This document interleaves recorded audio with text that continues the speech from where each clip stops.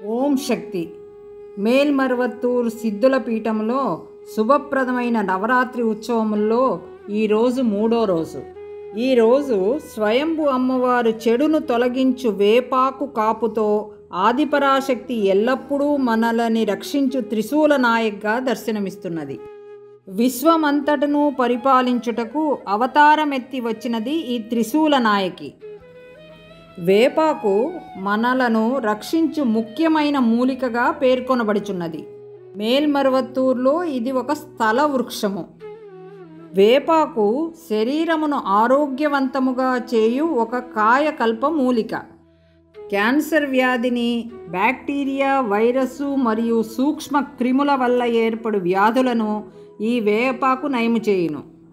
దైవవాక్కు చెప్పునప్పుడు అమ్మ వేపాకు మీద ఆసీనురాలవుచున్న విషయము అందరికీ తెలిసినదే. వేపాకులో పసుపును కలిపి ఏ ప్రదేశములోనైనా చల్లినప్పుడు ఆ ప్రదేశము పరిశుద్ధమవుచున్నది.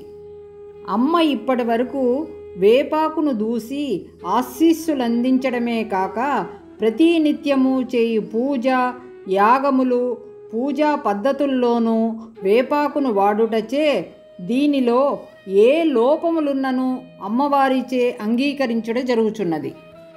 పౌర్ణమి రోజు దీపపూజలో ఈ వేపాకుతో అర్చన చేయబడుచున్నది.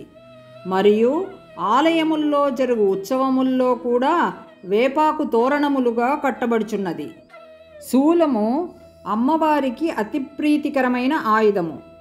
అమ్మవారి చేతిలో త్రిశూలము ఉండుటచే ఎంతో విశిష్టతను చేకూర్చుకున్నది. ఒకసారి అమ్మ దైవవాక్కులో, కుమారా, నా దగ్గర అందరూ లౌకికమైన వస్తువులు కావలైనని వచ్చేవారే కానీ నాకు నీ కృప కావలైనని బహుకొద్ది మంది మాత్రమే అడుగుచున్నారు. ఈ తత్వమును తెలియపరచుటకే శూలమును పట్టుకొని ఉన్నాను అని అన్నారు. ఇదే కాక శూలము 3గా విభజింపబడుచున్నది.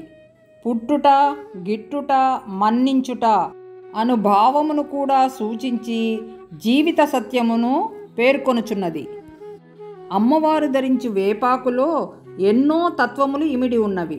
వేప చెట్టు నుంచి అధిక ప్రాణశక్తి మనుష్యులకు లభించుచున్నది. అందువల్లనే అమ్మ మూలమంత్రము చెప్పి వేపాకు తినమని చెప్పడం జరిగినది.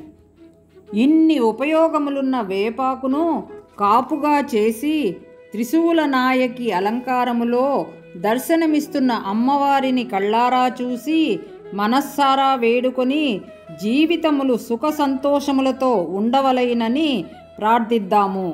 ఓం శక్తి.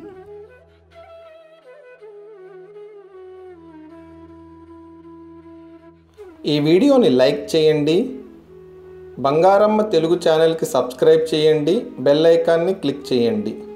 మిగతా వారికి కూడా ఈ లింక్ని షేర్ చేయండి. ఓం శక్తి.